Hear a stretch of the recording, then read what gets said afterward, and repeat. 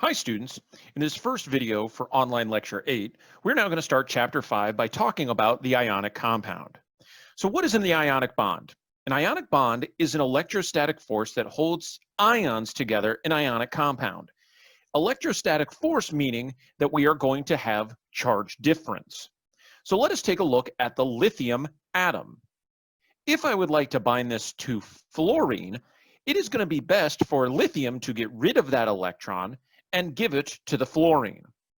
This is going to create the lithium cation, which is going to be our positively charged species, and fluoride, our negatively charged species.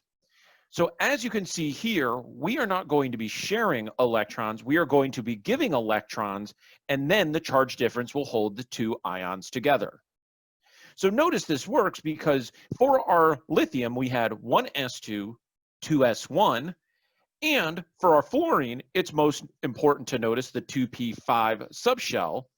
But then when we get to lithium, we get to 1s2, which is a noble gas notation. So that is why we get helium. For our fluoride, notice that we go to 2p6, which is equivalent to that of neon. So we want our ions to have stable ionic noble gas notations, and that is what is going to give us the most stable individual ions that we can go and then bind together. So now you can see here with our lithium going to lithium plus and an electron, and then we have an electron going to fluorine to become fluoride, and then finally we have the combination of the two. So the important part about this is trying to understand the ideas of these reactions. Notice that we have lithium going and having an electron forcibly removed. Hopefully this is going to be a very easy energy, and this is going to be our ionization energy of a metal.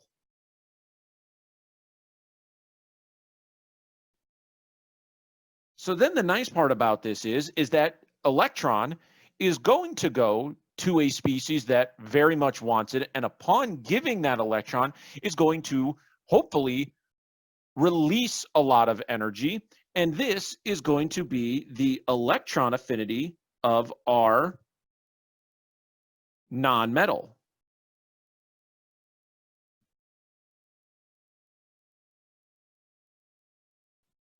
So these are two topics that we've talked about previously, and you can understand the energetics behind it. Then the most important part, as we see here, is then our electrostatic interaction happens between the two resulting ions.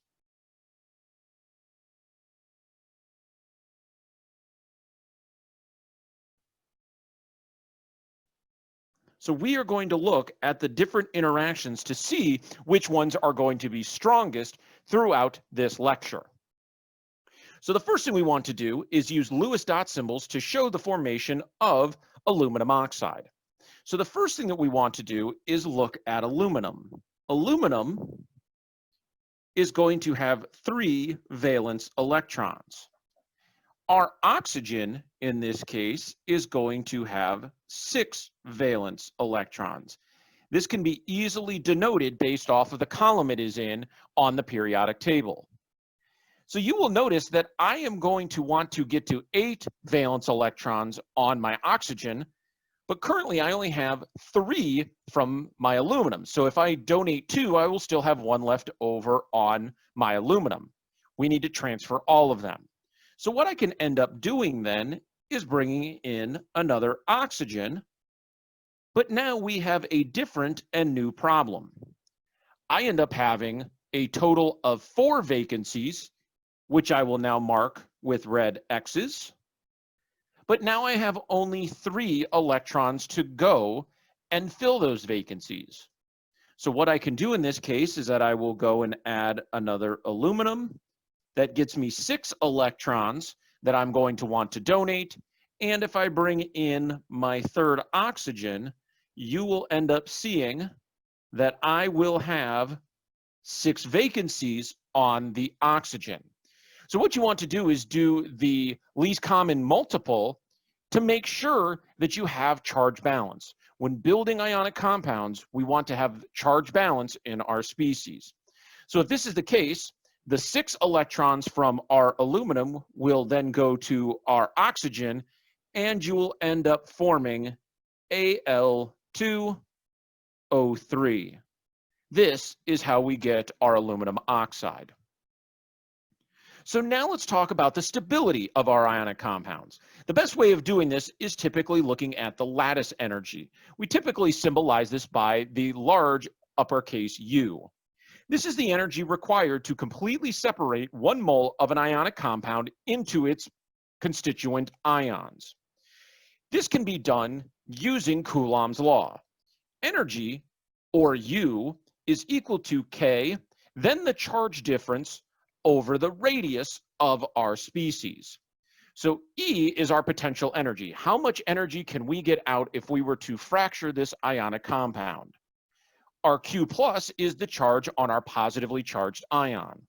Q minus is the charge on the anion. So if we were to have a large charge difference between the two, our numerator would become much, much larger. Then finally, R is the distance between the two ions. So in this case, we want our radius to be very small because that will give us more potential energy. So the easiest way to look at this example is don't do the math. We want to look for species with large charge difference. We always want to look at our Q's first. Then, if we were to have 2 salts in which we have similar Q values or similar separation, then what we would like to do is go and look at the distance between the ions and the more stable, and that is the one with more lattice energy is going to have the smaller radius. So let's take a couple of looks at the examples. So first, let us take a look at magnesium fluoride and magnesium oxide. It's important to notice here that magnesium oxide is 2 plus and 2 minus, while our MgF is going to be plus 2 minus 1. So this will show you here that the more stable compound is going to be my MgO because of this plus 2 minus 2 charge difference, and that is going to show you the importance of the numerator. Always check for your charge difference first. But what happens if I have the same charge difference? Notice that I have lithium fluoride and lithium chloride. Both of them are plus 1 minus 1. I will still end up getting a lattice energy difference. The reason why is if they have the same charge difference, we now need to go and look at the radii, and remember that the radius of fluoride is going to be smaller than that of chloride because of its location on the periodic table. It is up an entire row in our principal quantum number, so because our fluorine is smaller, that is going to have a mathematical importance on our radius in Coulomb's law. So therefore, we're going to get more lattice energy, and our lithium fluoride is going to be considered more stable. So the lattice energy increases as our Q increases or our Q difference increases. That means our separation of charge. We'd love to see ions that are -2 plus 3 or -2 plus 2. And as our R decreases. So once again, if we have the same charge difference, we need to check the radii to see which one is smaller. So let us go and try this example from the fall of 2018 exam. Which compound listed below should have the highest lattice energy in kilojoules per mole? So remember that highest lattice energy, we want to have the largest Q separation. So let us go and break these down into our ions. Well, our potassium is going to be +1, our chloride is going to be -1. For our sodium, we would have +1, and our fluoride would be -1. Then we get to our calcium. Because it is an alkaline earth metal, notice that it's going to be +2, and our oxygen is going to be -2. So as of right now, C has the likelihood of being more stable than A and B. So let's go ahead and cross those out. So now I can go to my calcium bromide. So we have our Ca2+, and RBr minus. So as of right now, which one's going to be more stable, C or D? Well, remember, C has a greater charge difference. So this means that D is not the correct answer. Our final one we have here is aluminum, which we know is 3 plus as a cation. And then finally, we get sulfur that is -2. Notice that that is a larger charge difference than that of C. So the correct answer when doing this problem is going to be our letter E. If we had had two species in which we had the same charge difference, then what we would needed to do is look at the periodic table and look at the radii of the resulting ions. In this case, we did not need to do that, but if that ever is needed to break a tie, always look at the radius second. So let's look at some common lattice energies. So you will notice as I have here with my lithium group, all of these will have lithium plus. So the change in all of this is going to be the radius of the halogen.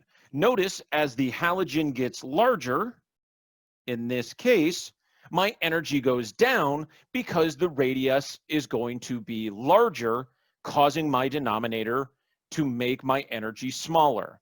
So in this case, because we are going to have lithium plus and then some halogen minus, that I'm just going to symbolize by X minus, this is going to cause a decrease because of the radius.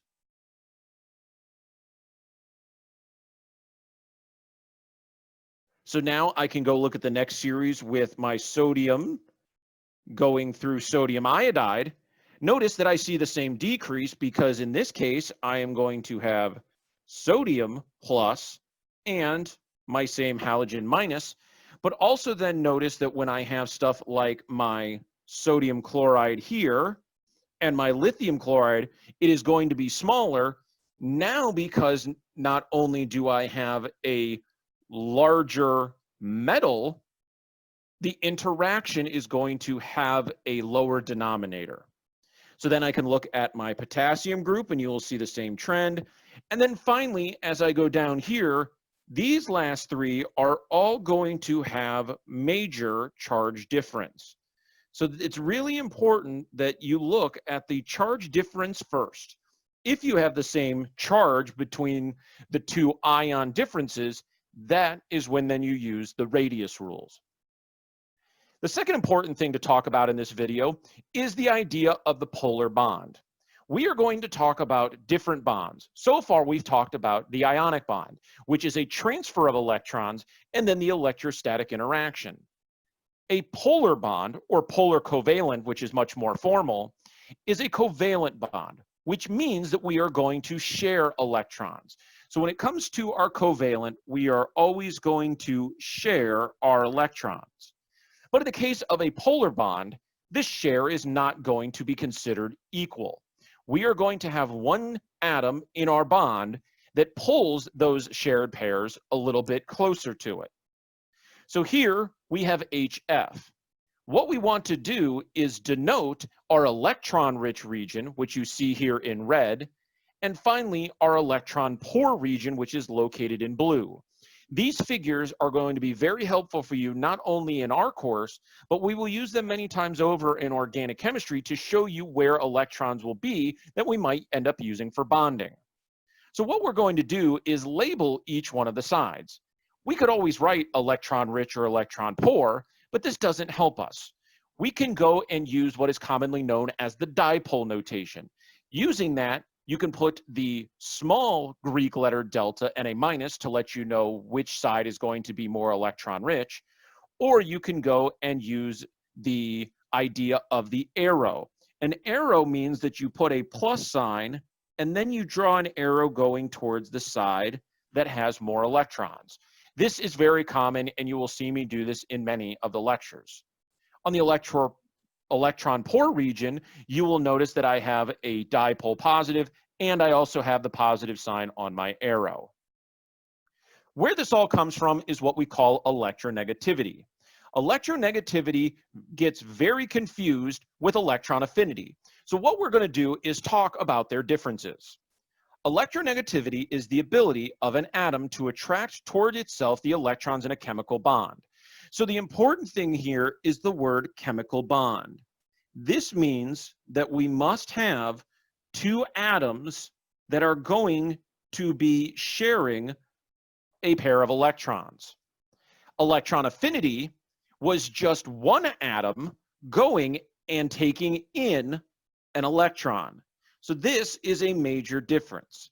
So for our electron affinity, it is just one atom gaining an electron, and it is measurable because we are considering this in kilojoules per mole.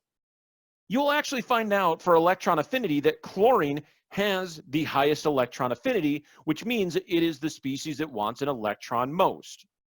When it comes to electronegativity, however, this is that pole between two atoms. So you must have one atom, which I will signify A, and the other being signified by B, and it is going to be a relative pull of those electrons towards the more electronegative species. The highest electronegativity species in the periodic table is actually fluorine. This is a relative measurement. Many compounds have been studied in which we can determine that pole, but it must be done looking at it as a relative standard. So let's look at some of those common electronegativities. It was really important for you to notice that this was discussed as early as 1811, but it was actually not formally determined until we got the Pauling scale of electronegativity in 1932. This is what you see here. The biggest trends that you will notice in here is that fluorine is the most electronegative atom in the periodic table, and our francium way down here in the bottom is going to be our most electropositive. Historically, when taught to you for the first time, they will talk to you about the diagonal, and that is this diagonal going right through the middle of the periodic table, going up and to the right. However, seeing that we've seen many of our trends more as a vertical and horizontal, let's look at it in this way. Notice as I go down the alkali metals that my electronegativity decreases. This makes sense because the atom is getting bigger and those electrons are getting farther away. So historically, we don't want to end up picking up an electron or pulling that electron all that close to us. When it comes to our horizontal, this is going to be governed by our effective nuclear charge. Notice historically that as you go from left to right, you will see an increase in the electronegativity because we now have a greater effective nuclear charge and we want to pull and move that forward. One important note is the location of hydrogen. In some periodic tables, they will put hydrogen in its normal position on the far left, or in some cases, they will stick hydrogen right here because it has a fairly similar electron configuration type of that of the halogens. However, based off of its electronic principles, it actually is going to fit in on a very weird position right about here between boron and carbon. This is important because as we start to discuss electronegativity differences, you want to remember that location because historically, the further you get away physically on the periodic table, the greater those electron differences and electronegativity differences really are. So what happens is people will see hydrogen way far to the left and think that it's highly electropositive, when actually it's fairly electronegative and fits very well right between carbon and boron there on the top row. So now you can see here, we've got our lines drawn in, everything's looking good. The diagonal rule is a very nice rule of thumb, but as you can see in some of our transition metals, we are going to see a little bit of differences go through, so it's not a perfect trend at all times. So now let's go ahead and look at the variation based off of our atoms. So for our red arrow is a really nice way to picture our horizontal rows. This means that we are going to increase. So on the far left, you see lithium going to fluorine, and that's obvious that we are going to see an increase in the electronegativity. We see the same one for sodium going to chlorine. With potassium to bromine, we see that except for in the places that you see where we have half-filled and are fully filled d orbitals, and that's where those differences show up. Then when we have our green arrow, now you can see the vertical columns. Because our electrons get further away from the atom, we have more shielding electrons, so therefore we are going to have a reduced electronegativity, so this is something that we can expect. So now let us go and classify the different bonds that you are going to see in the course. If I have an electronegativity difference of 0 going to 0.5, we are going to call that covalent or nonpolar covalent. This means that these atoms are going to share these electrons fairly equally. Let us now go and look at the difference above 1.5 on the Pauling scale of difference. Those are ionic compounds. This means that the electron has been removed, given to the anion, and now they're being held together by the electrostatic difference. So now the battleground is going to become between the two. From 0.5 to 1.5, this is where we get our polar covalent. They are sharing them, but it is not being shared equally. The electrons are going towards the more electronegative atom, even though they have not been removed. So the best way of looking at it is that covalent species or nonpolar species share electrons equally. This gets us up to the difference of 0.5. Then, if we get above that, we go to polar covalent. So now we're starting to see those dipoles in which the electron balance is not equal and typically favoring that of the electronegative atom. And then finally, we get to complete ionic transfer. So the interesting part in here is that we can look at the different differences, and you can see that we have many compounds right down here below 1/2 that are going to be considered our polar species. Then if I go between our 0.5 and 1.5, notice that I'm going to see some new species. I have HCl in there, which is a very nice acid, as well as HBr. But really where we're going to see most of this is now going to be above that, and look at all of the ionic compounds that we are going to see.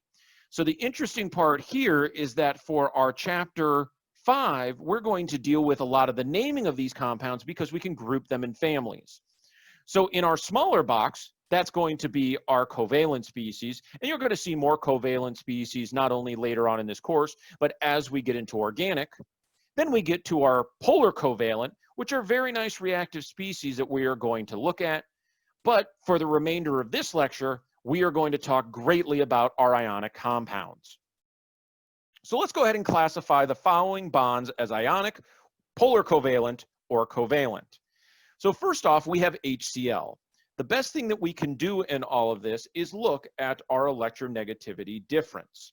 So if we do that, our hydrogen has a Pauling number of 2.1, and our chlorine is going to be 3.0. So let us talk about our chlorine difference. So this value is going to be a difference of 0.9.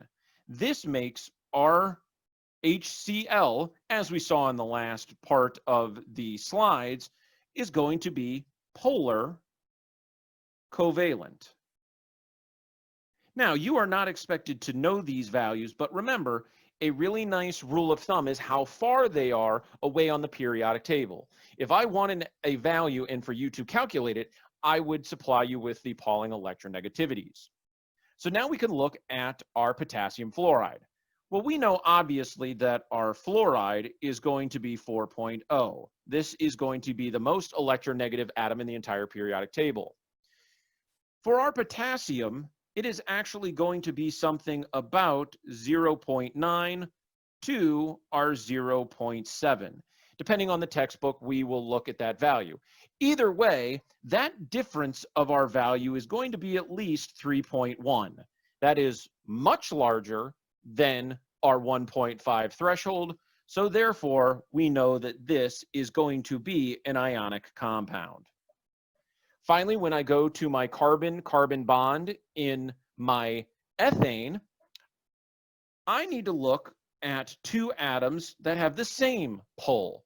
Well, those values, no matter what we do, in this case being 2.5 and 2.5, if I take the difference between those two, you are always going to get 0. So if you have two atoms that are identical, then we know the difference between the two are going to be 0. So in this case, we are going to call this completely covalent, or if you were to call this nonpolar covalent, that would be equal as well. So as you can see, we need to do a little bit of math, but you can always summarize this based off of the location on the periodic table. Now let's go ahead and look at these questions to end our lecture today. Which of the following compounds contains polar bonds? So now I have to look at nitrogen and oxygen, tin with chlorine, iodine with fluorine, and then carbon with my bromine. So now we have to look in a very simple set. So what we want to do is go back and look at our periodic table difference. So what we need to do is remember that we have nitrogen and oxygen. We have tin with our chlorine, our iodine with our fluorine, and our carbon with our bromine. So we need to be able to go and look at those species and determine the electronegativity difference for those 4 pairs and see which ones are going to fit into our locations. So let us go back to our periodic table. If we do that, you can see that here. So first off, we need to look at our nitrogen and oxygen. So here we have nitrogen at 3.0 and oxygen at 3.5. So if we think about that, our NO has a difference of 0.5. That is going to be very close to the threshold. So now I need to look at tin and chlorine. Notice that I have tin here and I have chlorine here. So now I have a difference of 1.2. So this is right in the middle of my spectra for a polar bond. In the case of fluorine, I have 4.0. And notice that I have iodine down here at 2.5. That makes that 1.5, which is going to mean that that is going to be ionic.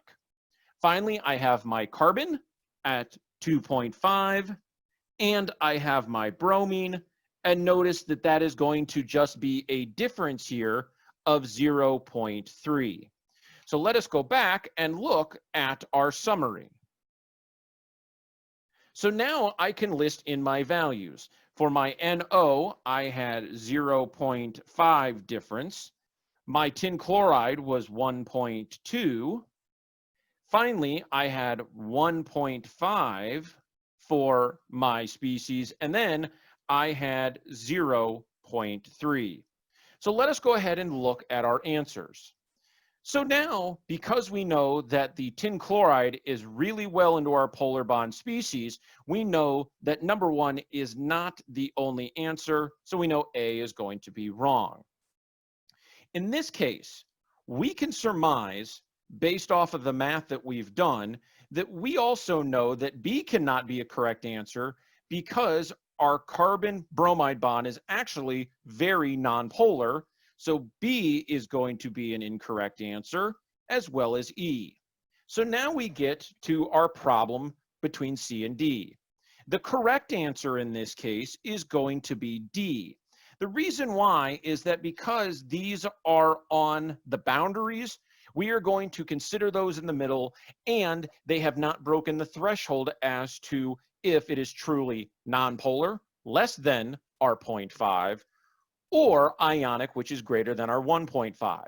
So as you can see here, we are going to consider all of these polar. So our correct answer in this case is going to be letter D. In this video, you saw the importance of not only the lattice energy, but as well as the electronegativities in determining the polarity of our atoms and our molecules going and building our compounds. In the next video, you're going to see how that we name our ionic compounds, and then in the next lecture, you're going to see how we deal with our covalent compounds. Have a great day.